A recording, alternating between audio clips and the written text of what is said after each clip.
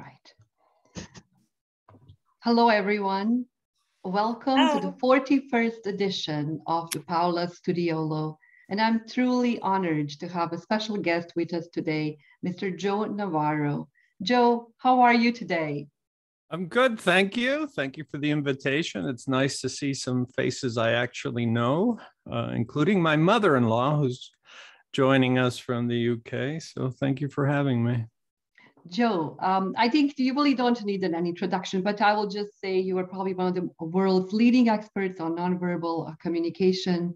And I have learned so much from you. First, watching your videos, many videos on YouTube. There are literally millions of views. And then talking about this event. And I cannot tell you how honored I am that you said yes. And that I had the privilege to be looking at Renaissance art with you for several months now, kind of discussing what we will be sharing with the audience today. So thank you for taking the time. And I think you as Leonardo da Vinci, have this never-ending curiosity. Well, it's very kind of you to say that. I've learned a lot from you. You are my in the true form of the word, the maestra when it comes to everything Renaissance. You know, when you first approached me about this, I thought, well, this is way beyond the scope of my wheelhouse and what I'm used to. I'm used to catching spies, but observing behavior. So this will be interesting. Joe, I learned so much from you. And as we go, and we'll be looking at some of the iconic works of art of the Italian Renaissance, looking at them with your eyes and the comments that you make, I've literally never seen them in any of the art history books. And since I've been studying art history from 1999, it's been a long time. So I think we will give everyone who gathered today with us a lot of food for thought, maybe new ways to see things. And I wanted to start with this quote by Leonardo da Vinci, who said, "Develop your senses, especially learn how to see. Realize that everything connects to everything else." And Joe, I wanted to ask you, how did it all start for you? How did you actually learn to see the world in such a special way? Well, let me say this. I love that quote by Leonardo, because the one thing that all artists have is this keen ability to, most of us look, but they know how to observe. But once they observe, they also know how to decode. And I think that's maybe if not that he and I would have anything in common, but if we had, other than curiosity, any other thing in common, it's this insatiable desire that I have to decode the world around me. And I think in part it has to do with coming to America as a refugee who couldn't speak English. And so I had to grasp onto something that seemed to make sense. And the only thing that seemed to make sense was the body language, the nonverbals. And I just began to study it on my own, because it, you know, at the time it wasn't a recognized science. Now you can get degrees in it. And certainly when I was in the FBI, all you really are is a paid observer. I mean, yeah, you have a gun and a badge, but you're really paid to observe and to decode behavior, interpret it. And so, you know, that's what I've done for the last, as I was recently reminded, 50 years. So after a while, you can't help but pick up a few things when it comes to observation. No, Joe, I cannot help but think about Leonardo again, because in his notebooks, we learned so much about him and his interests around the world. But what he really did, he would be looking at people around him and trying to sketch people as really, you know, young kids to all the way to old men, that he would even be sitting at their hospital bed in Florence to see what happens when someone dies and the soul leaves their body. So I think sorry, there was a little delay. I didn't mean to step on you. There was a slight delay at my end. When you read Isaacson's book on Leonardo and you read about what a charismatic person he was, and in the modern sense, he always had an entourage. And he always gathered people around him. I mean, he was just one of these flamboyant beings that you just wanted to gather around. So I think between that coterie of friends that he had and that galaxy of people that were attracted to him, from the leaders of the nation states to other artists and so forth, I think he had such a grand collection, a gallery of expressions, everything from, as you know, he would study the people that were dying so that he could collect their cadavers, to the joyous parties. And so he was able to look at what we today would call affect, which is emotions. And he had this rather broad palette of individuals that he would have access to that most people wouldn't, because most people were laborers, most people were busy toiling, and you don't see a lot of variety of affect, of emotion. And so he was lucky. He was lucky that he was able to see all of that. So he knew how the peasants dressed, but he also knew how royalty dressed, and the accoutrements of that. So he was lucky in that he had that. Joe, we will actually be looking at some of Leonardo's works today. And I think maybe we can start with sharing the images. And I wanted to, first of all, here, I will start with, let's see, here we go. Just one of the images we'll be looking at today is Verrocchio's David. But I wanted to start with this slide, and you were so kind to send it to me. And this is actually how you see someone's face. Can you tell us a little bit more about this? Yeah, and by the way, if anybody writes to you and wants a copy of it, you're happy to give them a copy. I'm asked all the time, how do I, what do I look for? Because people talk about body language and they think about deception. That's the last thing one ever looks at. If you're a scientist, you don't look for deception because there's no Pinocchio effect. But when I'm asked to decipher what I look for, this is when I look at you, and you and I have had many conversations, and I look at the audience or anybody in front of me, this is what I look for, which is not what your mother or your father or your neighbors or your school teacher taught you. You're in school, they teach, or your parents teach you to look. I look at the face to observe. And what I observe is everything that's communicated, from the health of the hair to how many furrows are in the forehead, to, the eyes, is there a little bit of moisture that gathers between the filtral columns? All of that you learn to do in an instant. You don't have to think about, I don't have to stop and think about it. It just runs like software in the background. But these are the things that we are transmitting about ourselves. And the whole body is broken down this way. The hands, the feet, the shoulders, everything about us, because our whole body is constantly communicating our sentiments, our fears, our concerns, our preferences, but also our state. Are we upset? Do we see comfort? Do we see discomfort? And so I know this is a question I get a lot. So I just, I thought I'd share it with you. And yeah, I wasn't very much fun when I was a teenager. My friends were collecting baseball cards. I was collecting human behaviors. Joe, and does it ever stop? I mean, can you turn this off? Or even as you pass people on the street, you, in that split second, gather so much information about them? No, because it's not work. I don't have to think about this.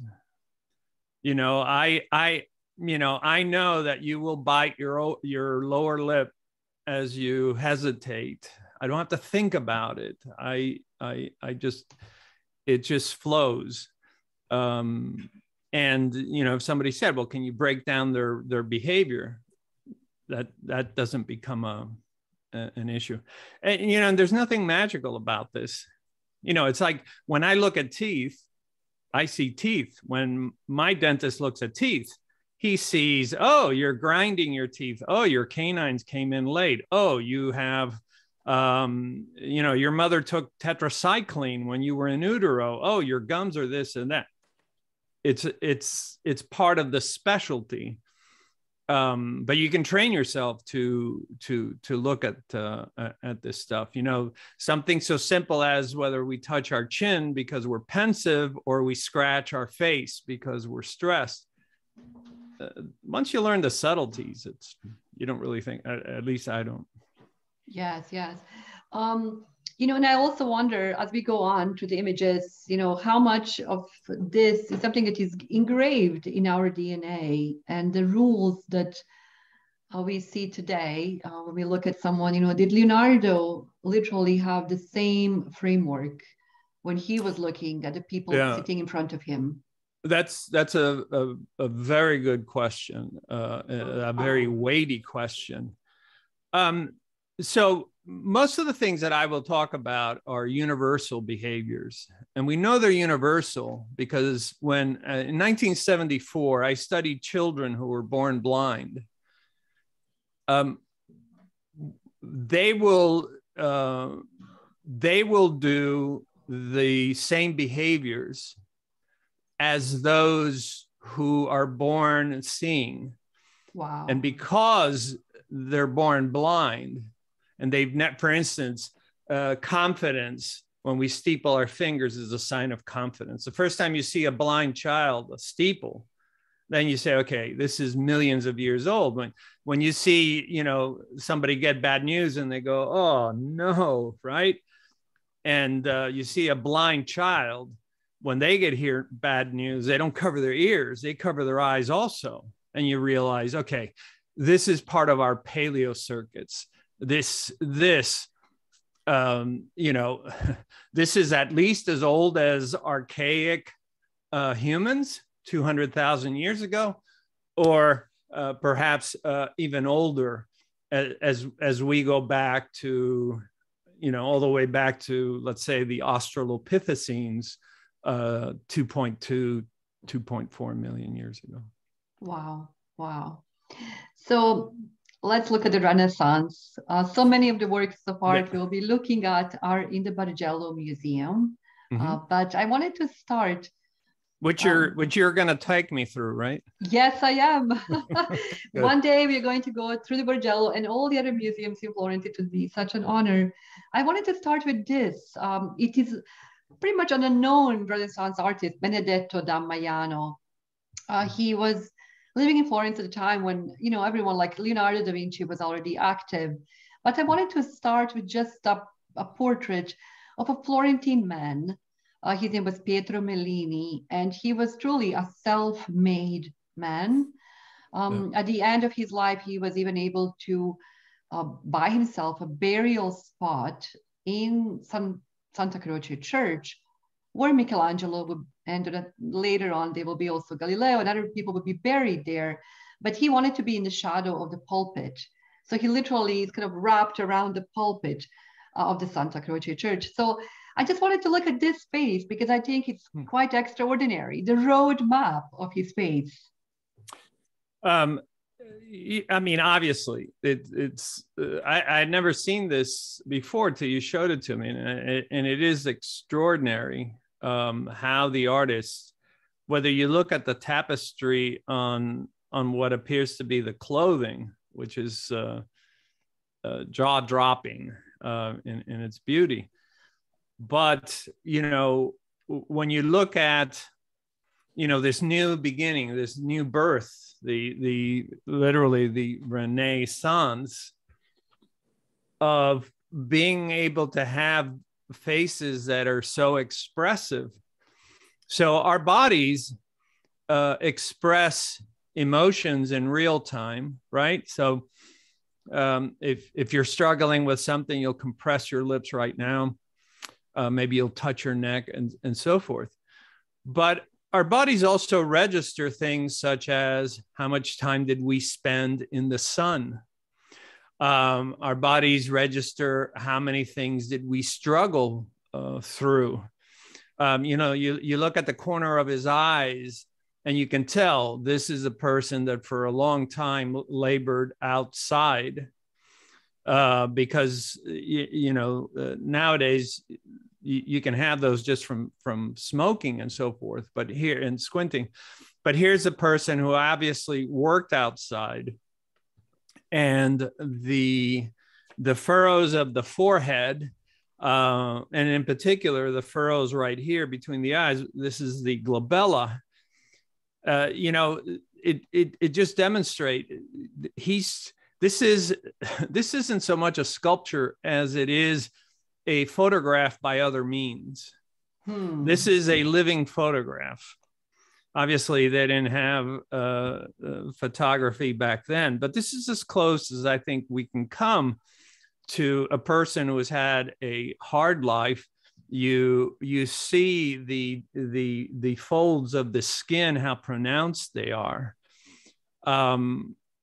You can just tell that this individual has worked hard, but perhaps even more so has thought hard, and the accumulative effect of a lifetime is there on its face. So to me, I mean, obviously, I'm ignorant of what the art world sees. I see this as the closest thing to a photograph that one can see. And I've looked at Egyptian art. I've looked at Greco-Roman art before this time. I can't remember a face that comes this close to being that close to like a photograph. Yes, there is something called verismo, being so true to what you see in front of you. This is something that Roman artists actually started in ancient Rome, and then we have this kind of revival happening during the Renaissance in Florence. Joe, he also looks kind of like a surprised, right? The way his eyebrows are up, it's almost like he's surprised by life. Well, so the arched eyebrows, we normally arch our eyebrows when we're surprised by something, when we're trying to scrutinize something, or we're joyous about something. So I think in this instance, I think the artist may have captured a face that was familiar, which is one of being inquisitive. In the same way that we would do this kind of gesture, but beyond that, I couldn't possibly begin to speculate further. Yes, I think just to know that he came from nothing and he became really a millionaire in his lifetime means that he was really negotiating society around him and making decisions probably fairly quickly. So I'm glad that we're starting with something like this, but now we can actually move to look at real imaginary works of art. Yeah. And as we were preparing our discussion today, I can tell that you really fell in love with Donatello. And Donatello everyone talks about him this year because there is a really important exhibition that just opened in Florence. Actually, no, it's opening on the 17th of March. on Donatello, first on in maybe 100 years. So I wanted to start with this Saint George by Donatello. It used to be outside on Or San Michele Church in Florence. And it was then moved to the Bargello Museum. So shall we start with this early work by Donatello? Yeah, you know, I when you first told me about him, I had to think back. Where have I heard, Saint George? I've heard that before, and of course I went out and got Mr. Kunin's Victor Kunin's book, which I fell in love with, because I didn't know that much. I knew, you think I've heard that name before, and then of course you're reminded of Henry V when he at Harfleur, and he tells the troops that God for Henry, England, and St. George, and then it hits me. Okay, it's this guy. It's this St. George, the same patron saint of England, and so anytime you look at something that becomes mythological, right? In the true mythological sense of what Joseph Campbell would call the archetype hero. So he's, obviously he's revered in many places, not just in the UK and so forth. So, Donatello gets the ticket on this, as I would say. And they say, well, put together something to show the world what an archetype looks like. And obviously he could have done it many, many ways.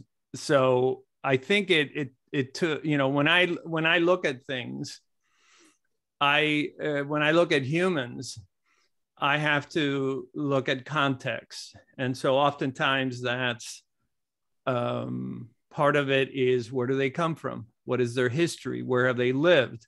What have they been exposed to?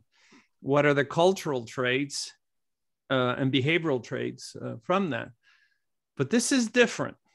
This is something that obviously he didn't have the model for, and so he had to imagine. And so then you have to think about, okay, who's the patron on this? And as I understand it, this was for one of the guilds. Yes. And yes. I've always dealt with this mentality of, the guilds that had so much influence. And in this one in particular, where I believe they make swords and shields and other stuff. So we call this product placement now. Yes. That's in essence what it is, and so forth. But when I look at, okay, so Florence really was an international city. The people are coming from all over the world. This is an individual that's recognized in the Middle East, the Near East, and other places, all the way to the UK. How to portray him. And I think, when you look at the physicality, you obviously, this is the dragon slayer. And so, the broad shoulders, there's not an ounce of fat on him. This guy was not drinking sugary drinks. He was not ordering large fries. He's very fit and so forth. So that's consistent, with what we would consider the hero archetype. But then you start to break it down. And as I looked at the behavior, then you begin to look at the little subtleties and the nuance that he's not looking straight ahead. He's looking at an angle that, as you look at his forehead, that you see the wrinkles and the narrowing of the area between the eyebrows, the furrowing of the glabella, and so forth, which is indicative of, I'm trying to figure something out. I'm concerned about something. But as you come down from the face, because we look for clusters of behaviors, then you see his lips aren't compressed. You don't see any baring of the teeth. You don't see any anger and so forth. This is the true hero who is very much in control. You see him holding the shield with a very relaxed hand, which I was shocked that, you know, if I get up on some Tuesday morning and there's a dragon outside, my hands might be a little tense. Not this big guy.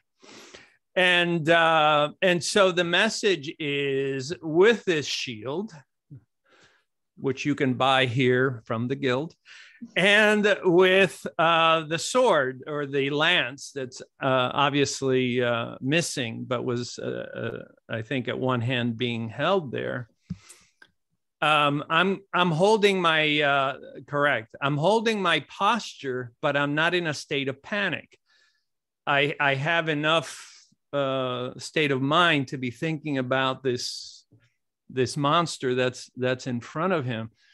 I think one of the subtle things that we forget, and I've taught for many years, and in fact, I teach this at the Body Language Academy, is that the feet are in fact the most honest part of the body. Now, people think it's the face, and it's not the face, as you well know, because you can give a fake smile. And by social convention, we have to, you smile, I smile. But the feet have no, they are not compelled to have a social obligation. So we turn away our feet away from the people we don't like, even though we look at them. And they also telegraph when we're ready for action. And as we look at his left foot, and the reason that I think the art, I don't, you know, obviously I'm old, but I'm not that old. The artist places the foot over the ledge and he's signaling, I'm ready to go. I'm ready to take action at any moment.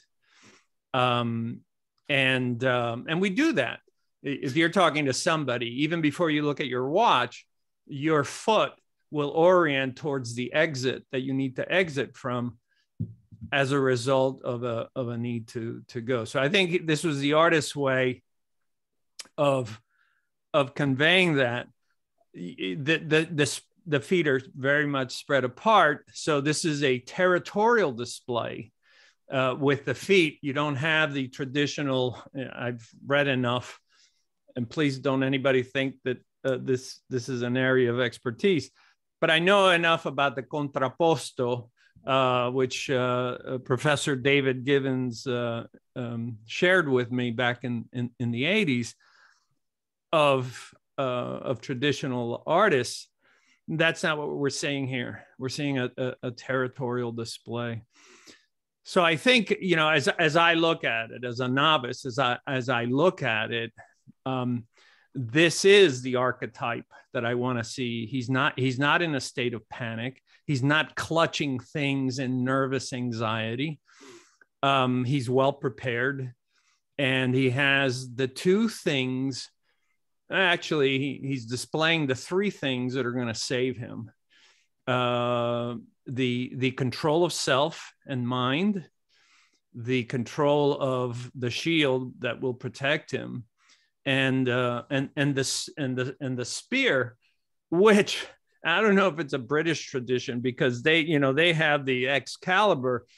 I'm a student of Winston Churchill, and in my readings, I had read that Winston Churchill had named his aircraft that would shuttle him around during World War II Ascalon, and it was related to St. George, and going back, and that was the name of the spear. the name of the spear was named Ascalon in the same way that Excalibur was named. I think it makes sense that when you have a heroic archetype and they use something to slay the dragon, that you would name it that.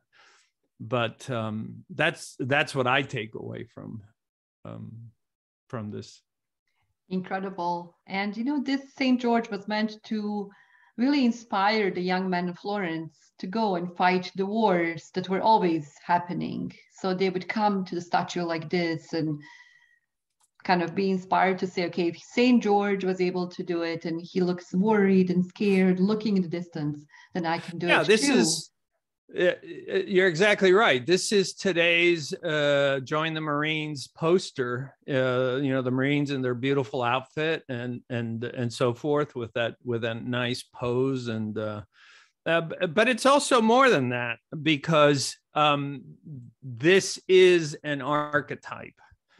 And if you look at Jungian psychology and say, okay, you have the mother, you have the healer, and this is the hero adventurer, this is really something significant. And I think he's done a beautiful job of understating what that hero will look like, who's going to go through many challenges, who may in fact lose his life, but he seems to be under control even as he faces grotesque adversity. And something like this wouldn't have been lost on someone like Mussolini. When Mussolini's army came through Florence, they actually moved the St. George from one of the niches that he was in that belonged to the Guild of Armor Makers. They moved him on a much more prominent street so that the soldiers could actually go underneath this watchful gaze of St. George. And I just wanted to show this bottom part of the statue, which was something truly extraordinary when Donatello made it. He invented this type of rilievo schiacciato, the flattened relief. And we kind of see this hero in action, saving the princess. And we even see her palace. And there's a cave where the dragon came from. And then St. George, obviously, storming right in. And you can even see the trees etched in the back. And the best part, the guild advertising what they do with the sword, the armor, the helmet, which St. George has lost in the centuries that he's been existing. But yeah, there he is. We really get to see him taking charge. Exactly. And modern day, as I said, product placement. Obviously, there was no monster that he slayed and so forth. And we actually don't probably know a lot, but it does make sense that he used probably a lance that was at least 14 to 15 feet long. I think that might have been the Roman standard. Yes. And not likely had used a blade, a scabbard, or that kind of thing, because it would have been counterintuitive to go after a monster with a short knife. Joe, I have spent days. I mean, I walked by this statue hundreds, thousands of times, but now I actually see there is a sword. There is a sword resting on his side, and he's actually using a lance to do it. Yeah, I think it's interesting when you look at the damsel in distress there behind him, how she's poised, where you have exactly her leg bent and the arms up in the cautionary, what I call cautionary position, which is to protect all the vital organs. But wow. Oh, wow. I think we can talk for hours. So let's go to the next one, because I know we have several we more better images. or we're going to run out of time. You loved this little guy. And I think now when everyone goes to Bargello, they probably will spend some time walking around this really, really happy creature. I think I have a little bit of a better image that shows us all of the sides of this amor artis. Yeah. You know, the what I love about it is when you break down behavior, right? So the most basic way of looking at human behavior is what we call comfort, discomfort. And because humans are very binary in how we display that. And under comfort is joy and alacrity and so forth. And not knowing anything about this little spirit, I guess, or what would I, these little sprites, spiritelos. What I'm looking at is, as you look at the face, you break down the face, it's just sheer joy. It's alacrity. It's, they're having fun. But then as I break it down, you see the elbows out. You notice that the spiritello is showing the inside of the wrist. We only show the inside of a wrist to others when we're supremely comfortable around them. If we're not, we do this, right? So even if whether we're holding a cigarette or a glass of water, we only show this when we're comfortable. If we're not, we immediately do that. And you see the left hand is reaching out. You see the elbows are up and out. So these are gravity defying behaviors. We only do that when we have positive emotions, right? So you go to a football game, they score a touchdown, everybody's arms go up. It's gravity defying because there's positive emotions and they're territorial. So they're way out here. And so we look at that and we look at how free the fingers are. Now, most of us aren't taught how to look at fingers, but usually when something bothers us, our fingers come together.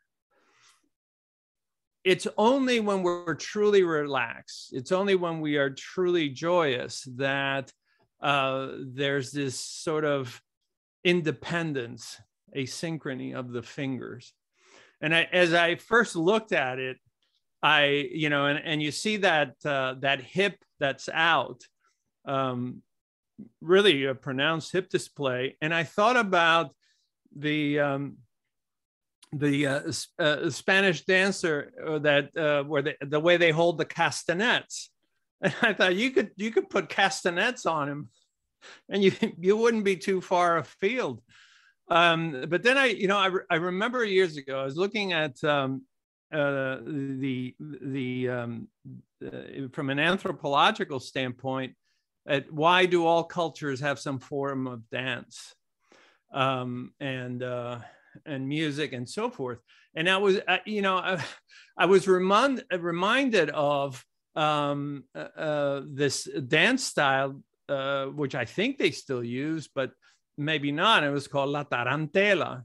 And the tarantela is elbows out, hands up, and everything is, it's almost like the way the Greeks, let's say, would dance in a wedding party and so forth, where the elbows are way out and this sort of thing. And I'm thinking, okay, this little guy's having a great time, and that's cute. He's got wings. But what's with the snake that his foot is on? And that one I couldn't explain. I mean, you could draw conjectures. There maybe there's something in the Italian folklore.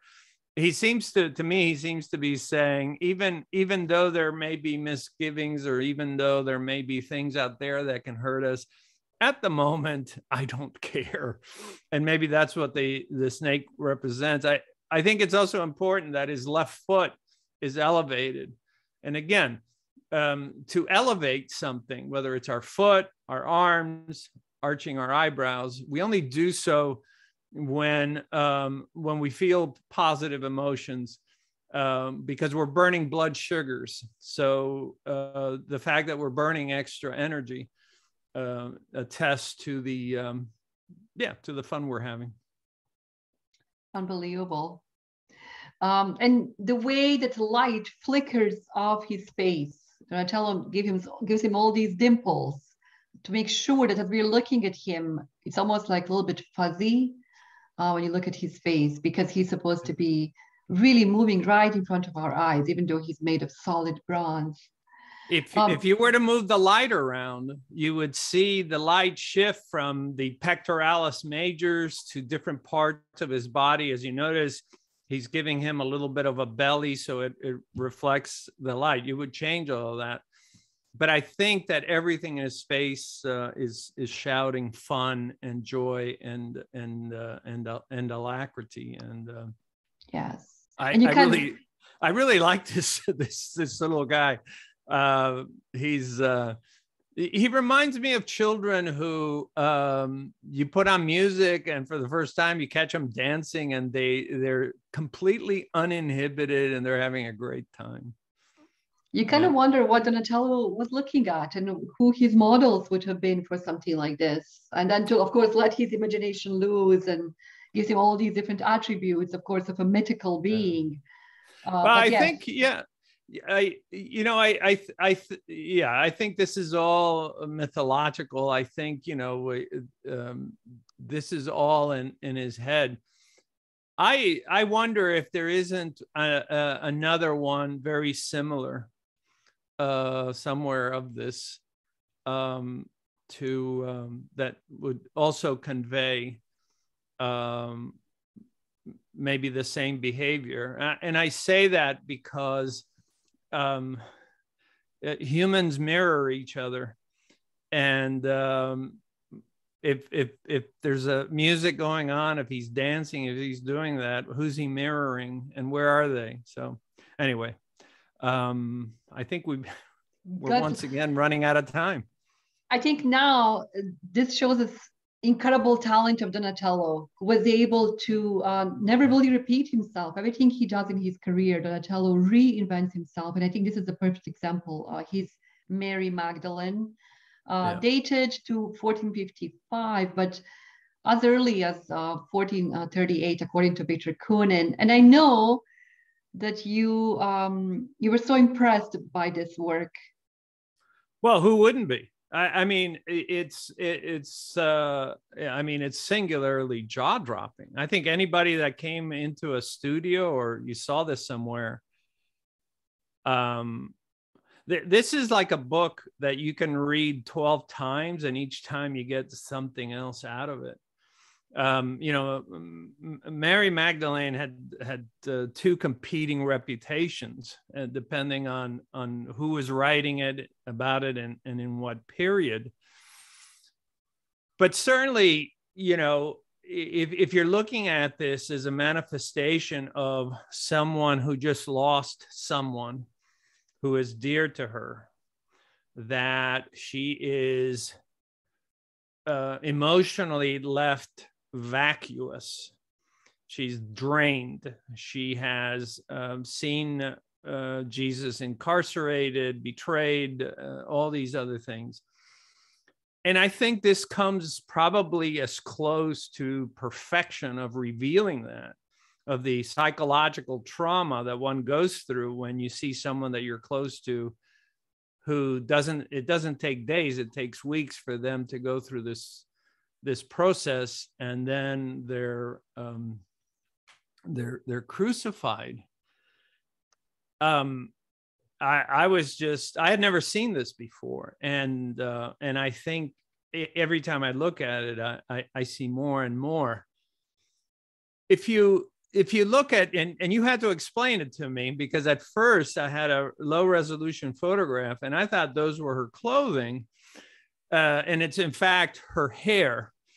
And I said, well, that's not possible, because there would have been vitamin B6, B12, and vitamin D deficiency, and her hair would have fallen out. But that aside, and that she's covered by her hair, that the way he's portrayed that hair, which almost looks like clothing. So this is her last defense, in essence. She may be threadbare, but her clothes are what's saving her. And I'm reminded of the Spanish. I said that the Spanish dish ropa vieja, which literally means old clothes, and it's the long strips of very thin beef that literally look like this. And I thought, that's as close to that. And you look at it and you say, okay, this she has very little left. Her clothes aren't covering her arms and so forth. She is she's emaciated, she's gaunt. You look at the orbits of the eyes, and you notice just how dark and deep, and there's almost no fatty material around the cheeks. The narrowness of her lips. If you've noticed, every photograph we've looked at so far, you see do we have another close-up of her face? We do. Yeah. This is the first time whether you look at above the eye or the infraorbital area of the eye, this area right here, I've never seen anything like it. You see someone who probably hasn't been eating, is totally devastated. Her cheeks are sunken in, but look at the lips, which reveal our emotions, right? So when we feel good, our lips are full. You see in most people, you see a complete Cupid's bow, and you see the full lips, and so forth. And you see sharp margins of what's called the commissures, which is the corners. That's not what you see here. You see a person that is devastated. You can see the muscles, the muscles of the neck, the sternocleidomastoids, right? So these large muscles, look at them. They look like pillars. And then you see the like cartilages. Well, you see the cartilage, and I can't think of another statue where you have a face that in an instant reveals you don't want to go through what I just went through. That's what it says to me. You don't want to go through what I went through with what I know or what I have experienced. I mean, look at the depth of this area here is called the suprasternal notch. Look at the depth of that. And you see, you could spend a week just studying that, and you realize this is mastery. This is a guy who truly understood human behavior, because what he's capturing is the emotive state along with the physiological state with the physical state of the body. He's capturing three things. That is really hard to do. That is very difficult to do, and he's done that. Even her eyes, and it's kind of interesting. So if you look at her eyes, the area of the white of the eyes, right, come into contact with this dark circle, and then there's the blueness, and then there's the pupil. That outer circle is called the limbal ring. And what's interesting is that both babies and adults are attracted to anyone who has a very well demarked limbal ring. If you look at the actress Eva Green, she has those. I think the artist is well aware of this. And if we isolate just that part of the eye, we can see the hidden, the deep beauty of this individual that was once there. but now is represented by less than 1% of the body. And the rest of us of the body is saying that, I have nothing left. I have nothing left to give. I have given it all. And she's suffering. And we see the signs of suffering. The downcast eyes, the mouth that has lost its shape.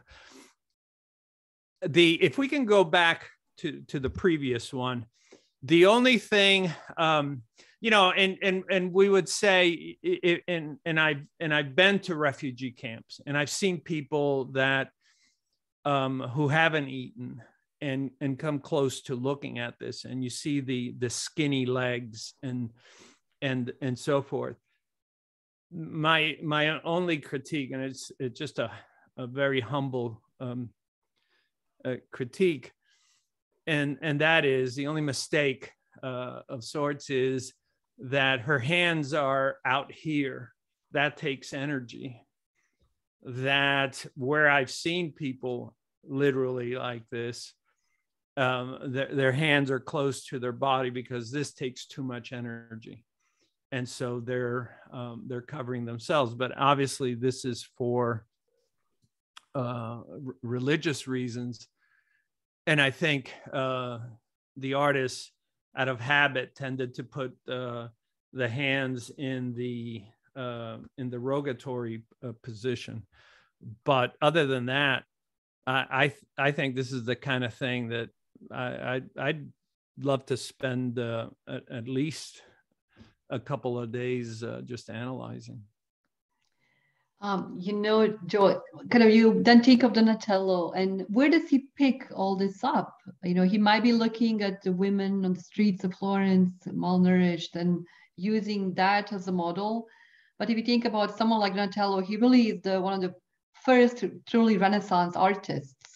And there was no such thing as an artist academy where he would go to study with someone. He literally is making his way by the works of art he's making. And with each one, we see the progress of him as an artist and as a human being as well. And the art historians were kind of trying to see this is towards the end of his life. So he's thinking of his own mortality. And in fact, in a museum, Opera del Duomo Museum in Florence, this one is paired in a way that you can then see also Michelangelo's Pietà, which we know was one of the last works Michelangelo did in his lifetime. So we kind of think, okay, there's an artist thinking about his mortality, he's old, but actually he might not be that. I mean, it could be much earlier work as well. And then you think of a really young man being able to put all of this emotion. You asked something which I think needs to be answered, and that is, where did he pick this up? We have to keep in mind the beggars that were on the street. We have to keep in mind the people who were sick and living on the streets, what the Brits would call, they're sleeping rough. The people that are undernourished. They didn't have vitamin pills back then. And so there was a lot of vitamin deficiency that would have contributed to all sorts of things, not the least of which was at that age period, average lifespan was 37 years. You're lucky if you live to 40. Fully 1/4 of all children died within the first 3 to 5 years of age. So, and there were the wars. City states were fighting with city states. So you would have seen the kind of depredation that comes with that. I'm sure that he had picked up, made these observations. But once again, what I would argue is you could never do this if you weren't a world-class observer. It's impossible. If you couldn't differentiate what a healthy mouth looks like from one that even her, as you look at what's called the mentalis muscle here on her chin, if you can't differentiate between those differences, the way he's captured those sullen eyes, those sunken eyes, you know, you wouldn't be able to add that. So it's his ability to observe that that really stands out. It's incredible. It's as you well know, it's one of those things that really hit me hard. If there was no... and if I may, and I think so because I've seen this look in refugee camps. Obviously not the same, but I've seen that sullen look. I've seen the effects of malnutrition. I've seen the effects of lack of vitamin C, B6, B12, D, and so forth. And it's very sad. And he's captured it. He's captured it exquisitely. Joe, I think we can talk about this for hours. I mean, Mary Magdalene, but just this topic in general. But I think let's move on. And I wanted to, in our next two slides, or groups of slides, to really just be comparing Leonardo da Vinci and his teacher, Verrocchio, who is a contemporary of Donatello. Because I wanted to just maybe show you two of the works of art and see how much is Leonardo actually taking from Verrocchio. We don't give him enough credit. Leonardo is, of course, is the genius everyone talks about, but I think what he really does as a young teenager, he really is learning a lot from his master, Verrocchio, who is able to do things, who paints, who also sculpts. And I want to show this beautiful portrait by Leonardo, the first portrait Leonardo does in his career, and the only portrait in the US museum collection. It's a National Gallery in Washington, D.C. And Ginevra da Benci was this amazing Florentine woman with kind of sad eyes because her husband does speak in a tax return. He says that he's struggling because his wife has been sick and in the hands of doctors for a long time. And I think we see that melancholic look. And I look at these beautiful soft lips with sfumato effect that Leonardo was able to create. But I wanted to compare it to this one. And Joe, I don't know if you want, do you want to look at them side by side or do you want to analyze each one? Can we go back to the previous one? Because yes. I didn't know about the illness, but obviously I'm not an expert. One of the things that we learned from nonverbals. So nonverbals is body language, but it's also everything that communicates, but it's not a word, is that we're getting a cultural education as to how they wore the things they wore, how they wore it, the way they had their hair, and so forth. I seriously doubt that somebody looked as pristine as she does. There's almost no flaws, except for there is a flaw, and the artist captures it, and you just barely see it here, and it's over her right eye. And if we could go to the next photograph, you see it in the bottom left quadrant and in the upper one, and you see that little double line on the eyelid. So there's another line right below where you're at with the arrow. Okay. That one. That speaks volumes. There's something going on here because he has chosen to add that. And you couple that with the fact that the border of the eyelid is right at the iris, at the point where the light comes in, right? So something is bothering this individual now, whether it's an illness or, she's grown tired, whatever. But if he captured that as this is what's going on, it would certainly communicate that something was going on with this individual because of just how low that eyelid is and that little extra fold of the skin. which is really kind of interesting. Joe, how about her curls? Well, I love them. The thing I find interesting is, when I was reading Isaacson's book, and he talks about, how he was Leonardo was left-handed and how he would work on the curls and so forth. And I think in this painting, you really see that. But I mean, beyond that, I wouldn't want to. I can't speculate on anything else. Talk about the nonverbals. I mean, if you go back, her name is Ginevra, and Leonardo gives her this juniper tree behind her, really telling us, what is her name, and it kind of frames it so nicely. It frames really nicely her face. And then look at the contrast of the curls and the soft curls, and then that spiky bush behind her. Yeah, well, obviously, this is a person that's well cared for. The attire, the jewelry, the hair, and so forth. And then this is the one by Verrocchio. They just call it Portraits of a Woman with a Bouquet of Flowers. Right. And can it be the same woman? What do you think? Well, you congratulations, but you picked the wrong guy. I think it's difficult to say, different days. When was the model? Who was the model? Is this carved from a picture or from somebody live?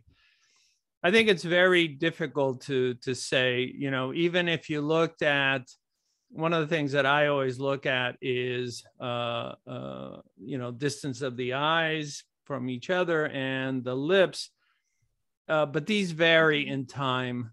The one on the right, you notice that this little area right here is called the commissures, and you notice that the one on the right has very sharp upward ending commissures.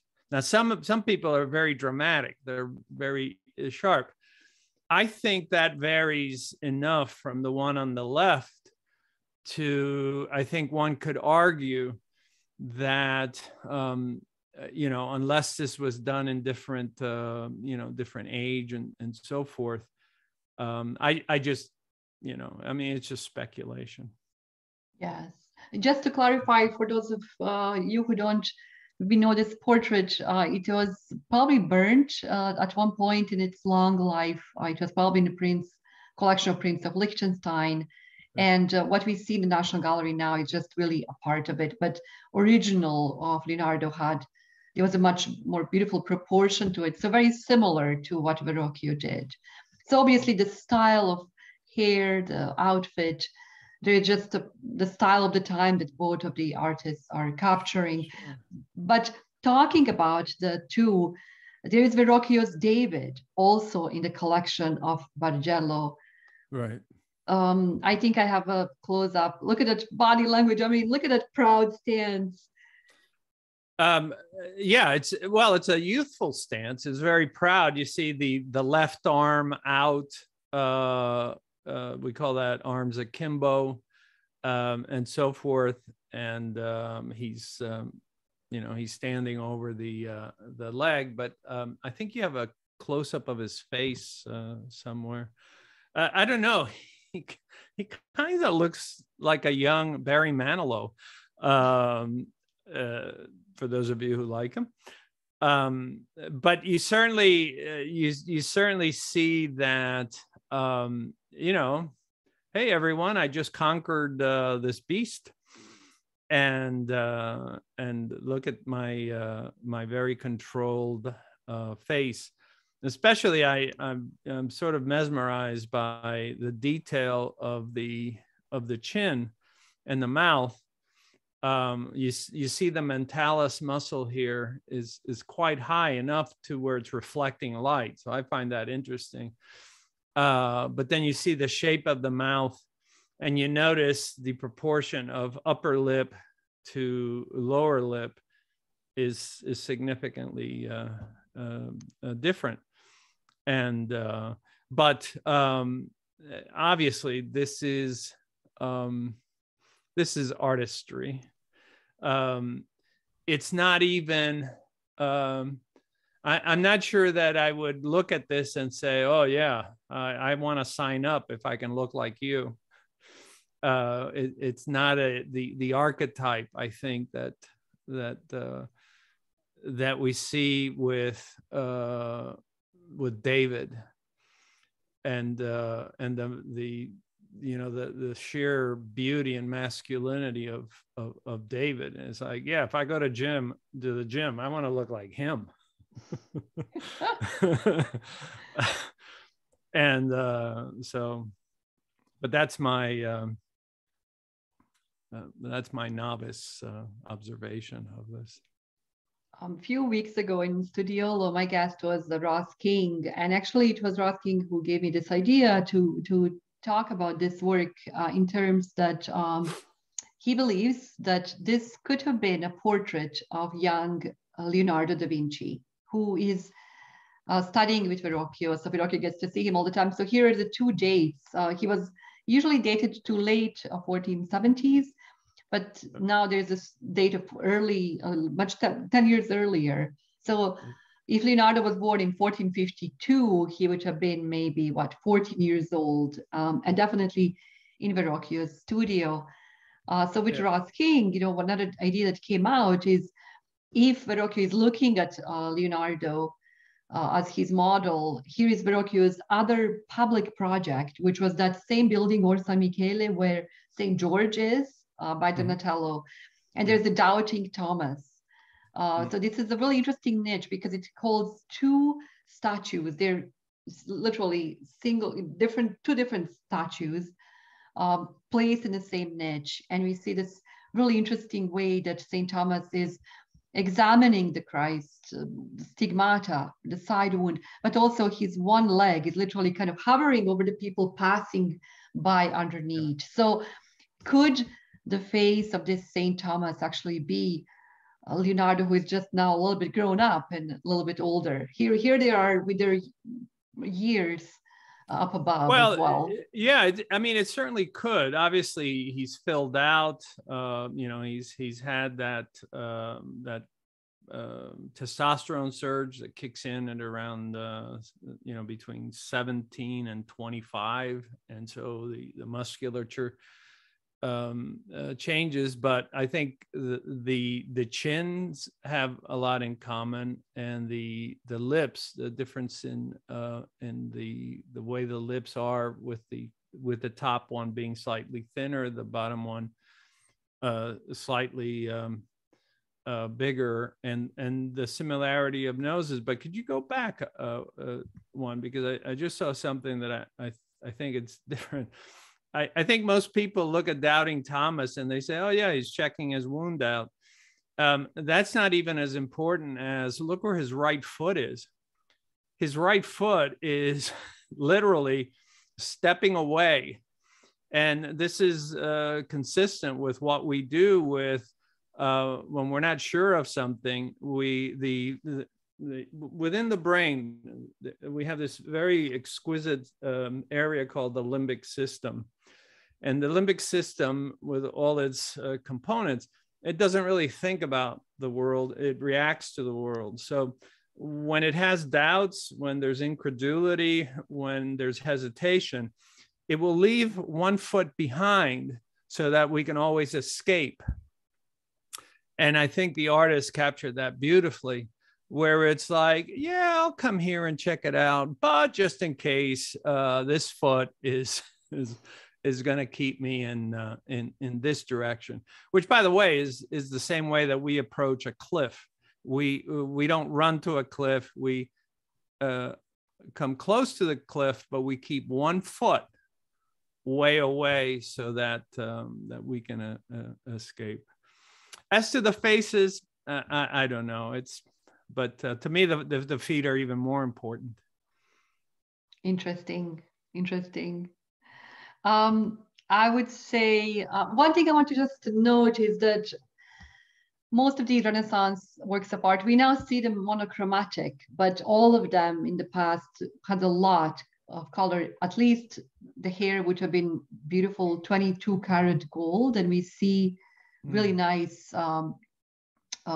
parts of that still visible. Also, his tunic would have had gold on it. So he would have been a lot more colorful than what we are used to looking at these statues, 500 years after they were made. But I think I wanted to end our conversation today, Joe, with this beautiful, iconic image of Leonardo da Vinci. And it's difficult to talk about Mona Lisa because, of course, everyone is hesitant to speak about her. There's so much about this work written out there, a lot of nonsense as well. But what are your thoughts as you look at it? Yeah. So, the good thing is that I'm ignorant enough of what's been written out there.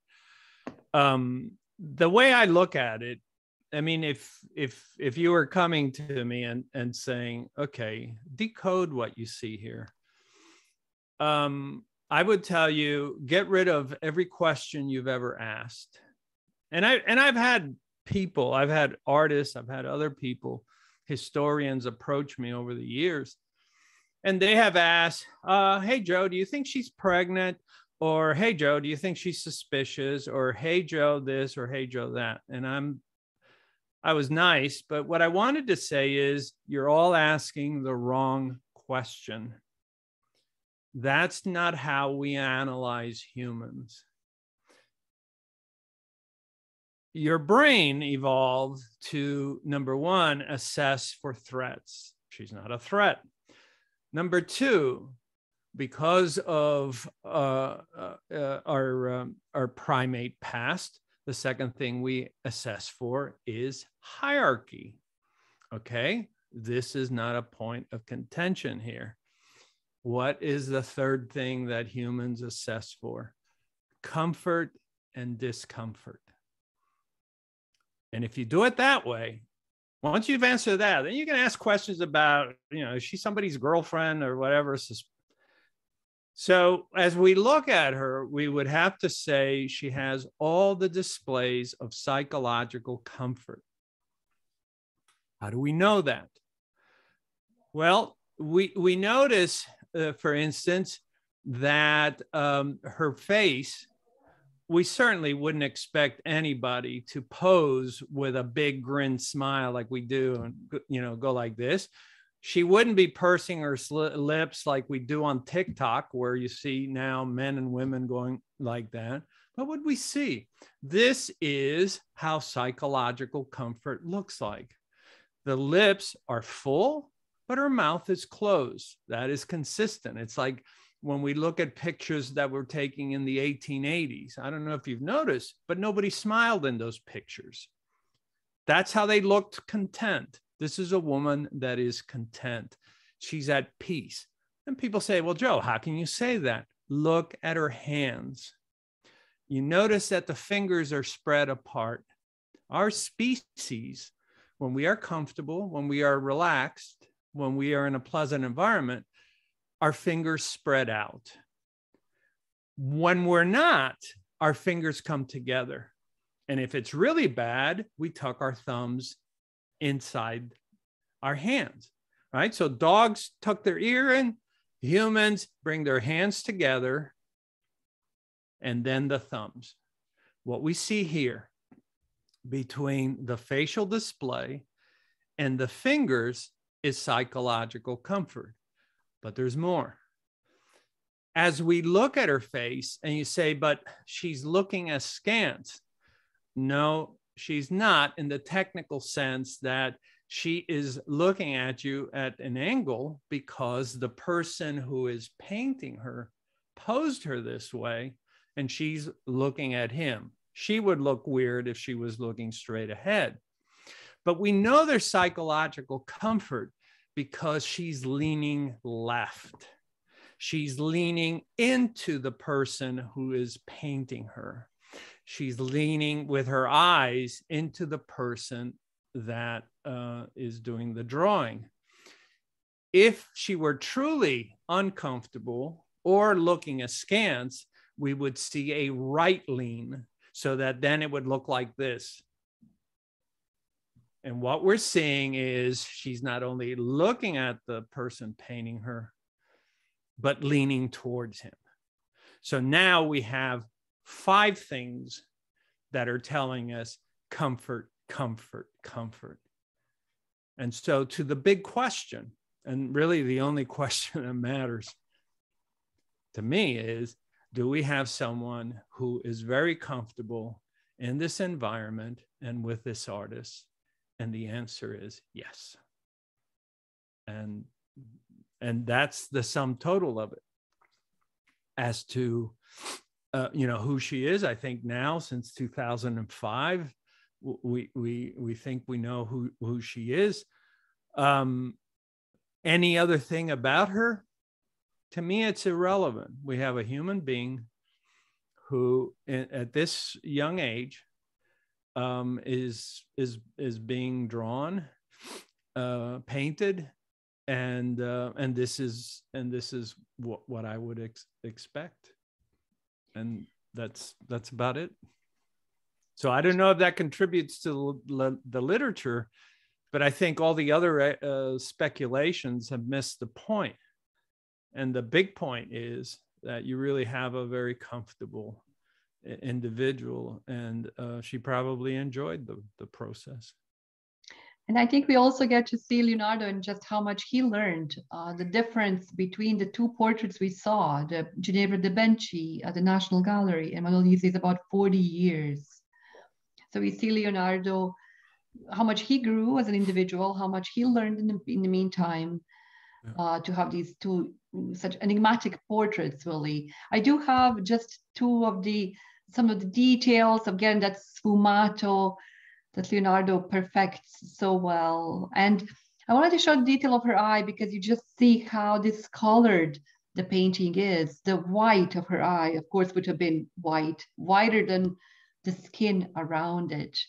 And No, sorry. It's amazing how discolored she is. It's also amazing to me up close how cracked the painting. It looks like a map of somewhere in the United States and all the little counties. I think what's amazing is that to me is, as Isaacson describes this sfumato effect, and I think Vasari may have mentioned it. We don't see any hard lines. I mean, if you asked me to draw somebody, you would see very hard lines. I was blown away when I look at all these paintings, and I said, there is no hard lines. You wouldn't tell a child to paint like this. They would be using a pencil and there would be hard lines. And yet, through subtlety, just think for a minute, right under her nose, this is called the philtrum. And he has used light and shadow to create the 2 philtral columns. And you have to appreciate the significance of being able to do that merely with shadows. I think that's what sets him apart. But here's a truly and when you look at her the Cupid bow, which is this little area right here, it's very subtle, but you have a beautiful mouth that's saying, I'm really comfortable. And I think that's maybe the most important point for me with the Mona Lisa. Joe, I saved this slide of her hands because you analyze it in such a beautiful detail. And in the literature of the time, let's say we talk about this early 16th century in Italy, there was a way that women would be instructed to sit in the public, so that just by their posture, we knew that they were higher class Florentines, already married. But this fact that you bring about her fingers being spread apart is fascinating, because Leonardo does do this pentimento. Pentimento means a regret, and he basically repainted something, and we can see it here. If you look at under what is the top layer of the paint, we see that her fingers were much more close together. And then he decided to change them, and we see today the result of that. Yeah, I think he was smart. I think he realized that how do I show a person really relaxed? And if you look at her left hand, you notice that her index finger is not grabbing on or in the same manner as the others. And when we see fingers that are individuated, so they're truly relaxed, as we see with dancers, then we know the person is really comfortable, because the minute we have discomfort, the fingers come together, and that's automatic. We don't have control over that. Unbelievable. Yeah, I just wanted to end with this beautiful slide of all of your books. And just as Leonardo did, Joe, you are leaving notebooks behind you, the series of your impressions around the world. And I just wanted to share these in case people who are with us today wanted to learn more about this fascinating world that you live in. And then also you have your Body Language Academy. Joe, can you tell us just about this academy for a little bit? How long is this, like the basic class? Very basic. It's run out of Copenhagen. My partners there helped me to create this because I could no longer mentor people one-on-one.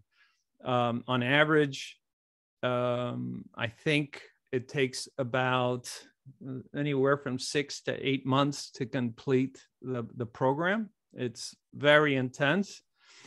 I don't recommend it for anyone that is not really interested, but it teaches you really how to observe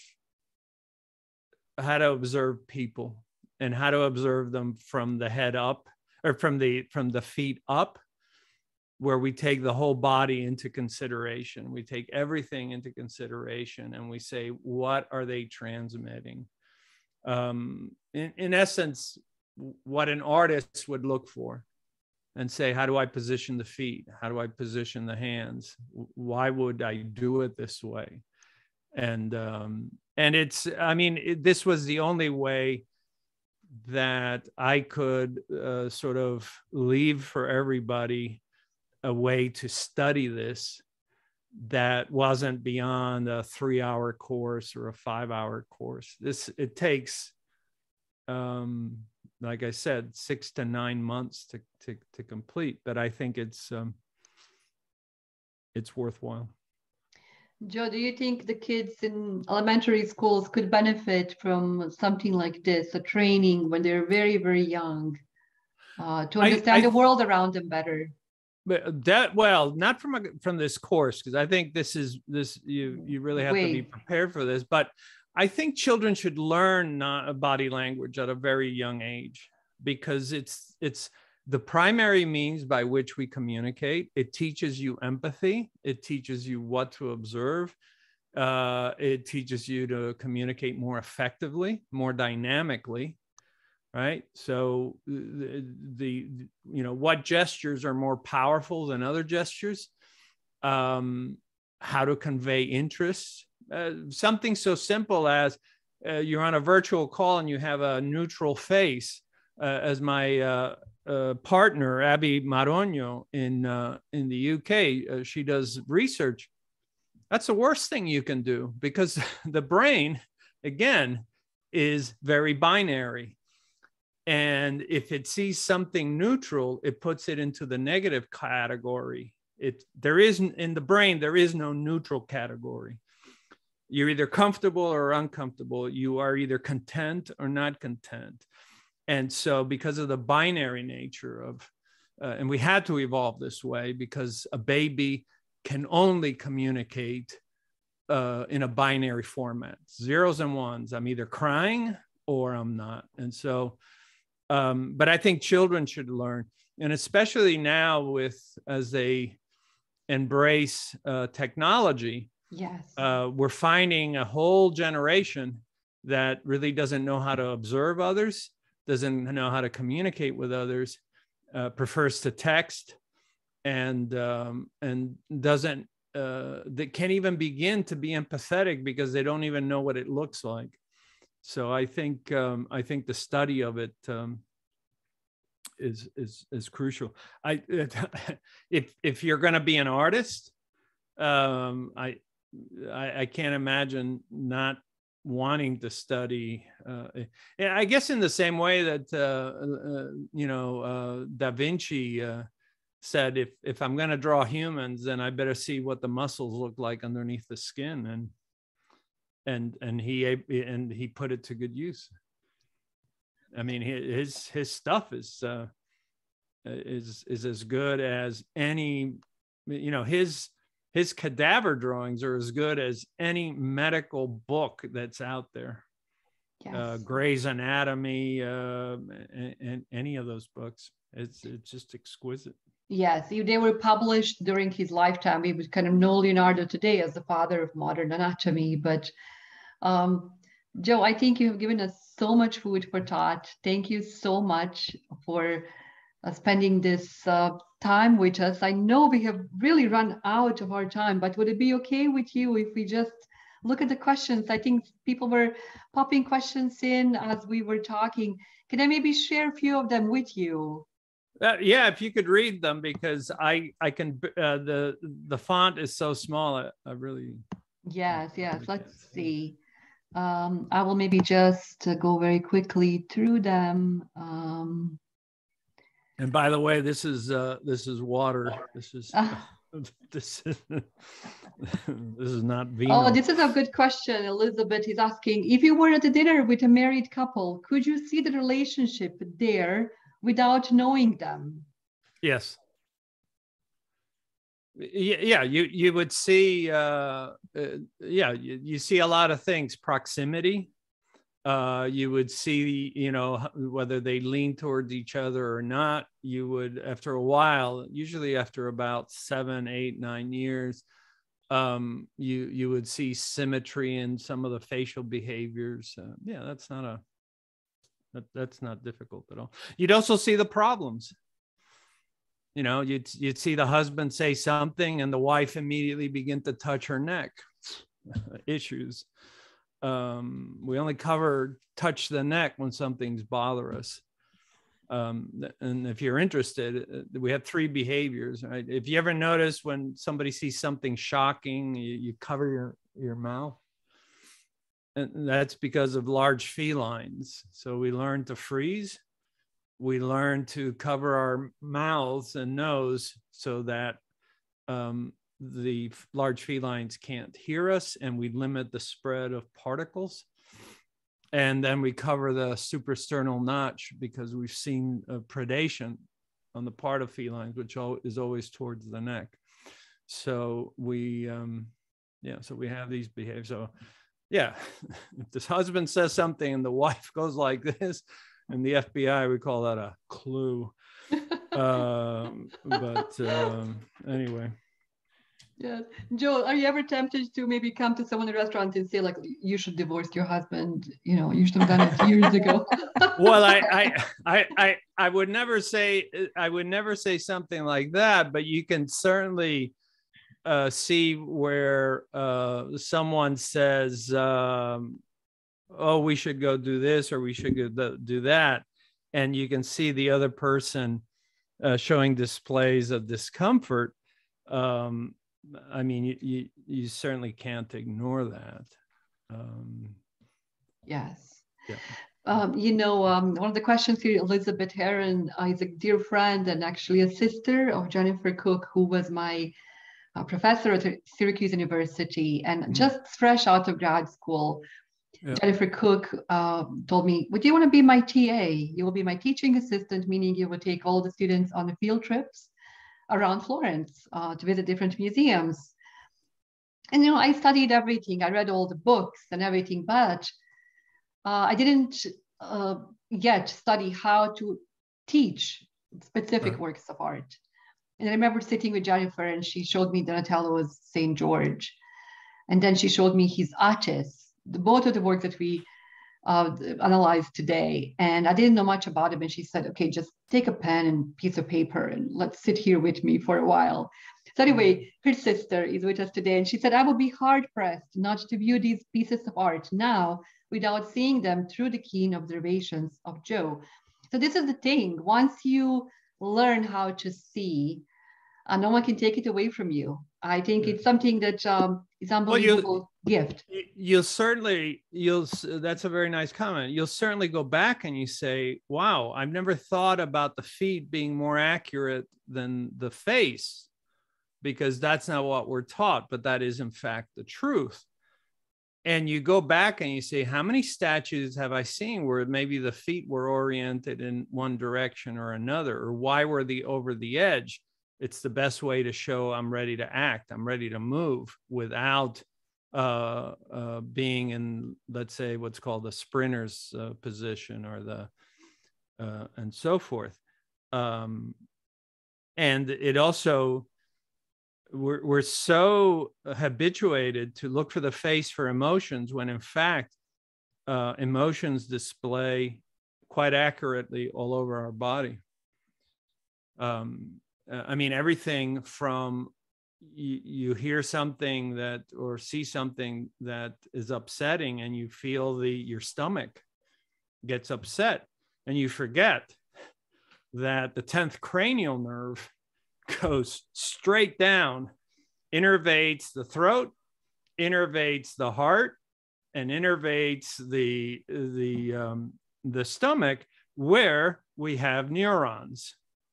And these are the same neurons that we have in the brain. They're not different. They're the same neurons.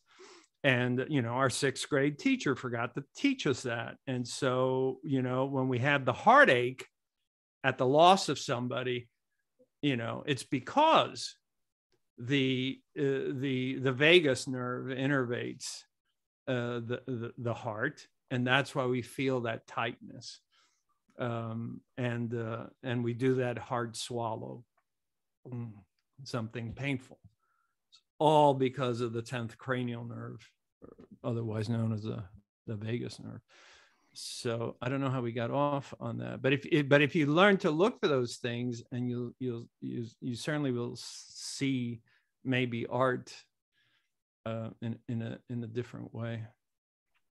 I don't know. When you take me around, you're going to take myself and my wife through Firenze. Yeah. Well, you can take me to all those good places.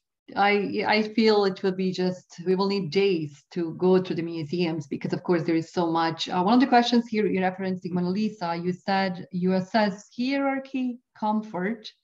And what was the other, Joe? Right. So primates, our species, as all primates, assesses first for danger. So that's the first thing we assess for. The second thing we assess for is for hierarchy.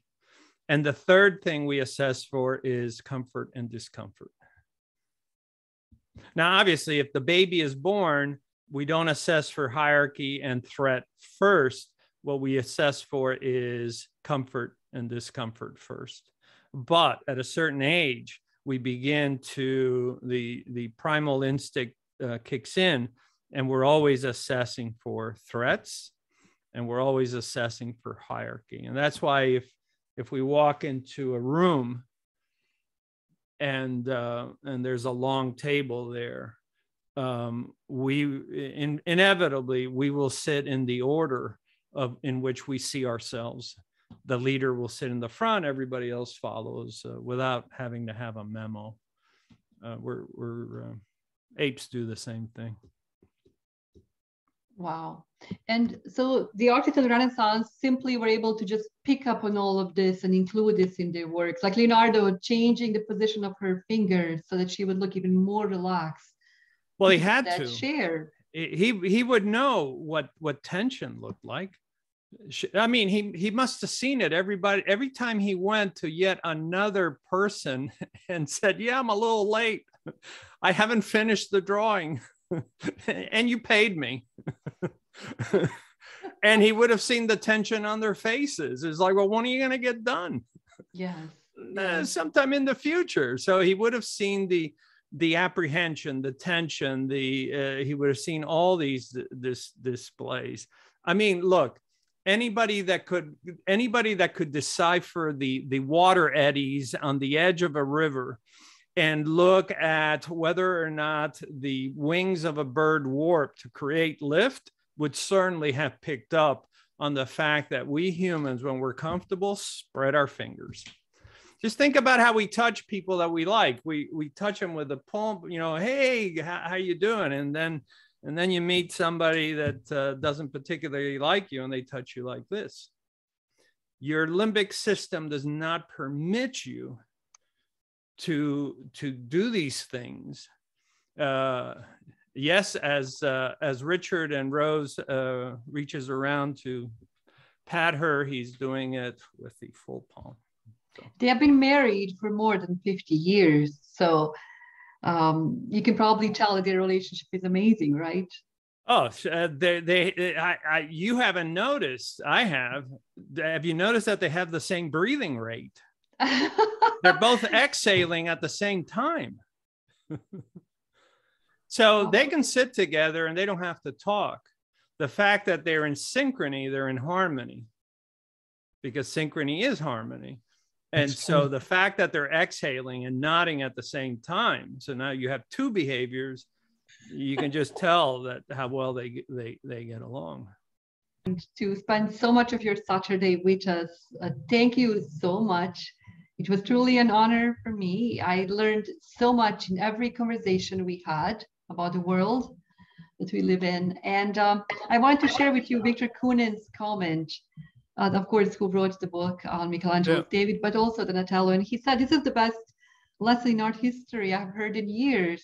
So, oh my goodness. Yes. Well, tell him I love his book. I've other than, Isaacson's book, I think Koonen's book on Donatello is the only other art book I've ever read. And I just loved it. I absolutely loved it. I hope we will have a chance to do this again. There is so much more to talk about. For example, Michelangelo. And I really do hope you will. Michelangelo. Yeah. It was a great honor to come back to Studiolo maybe one day and we can continue this conversation. Thank you so much. And I hope this was as enriching for you as it was, I think, for all of us gathered here today. I hope. Aloha. Well, thank you. I was very nervous because this is way beyond my skill set. But if you take nothing else away, look at the feet. Look at the feet. All right, thank you. And I'm glad my wife was able to join us, and my mother-in-law there in the UK, Joyce, Janice, Hillary, and some other folks. And thank you again for the opportunity. And I'll see you in Firenze. Thank you so much, Joe. Grazie mille. And Grazie mille. I will see everyone next week. Arrivederci. I will see everyone next week with Carlo Corsaccio, who will be talking to us about the lost Venetian church. So tune in next Saturday, and thank you so much for being here today. I look forward to many more Studiolos in the future. Grazie. Paola.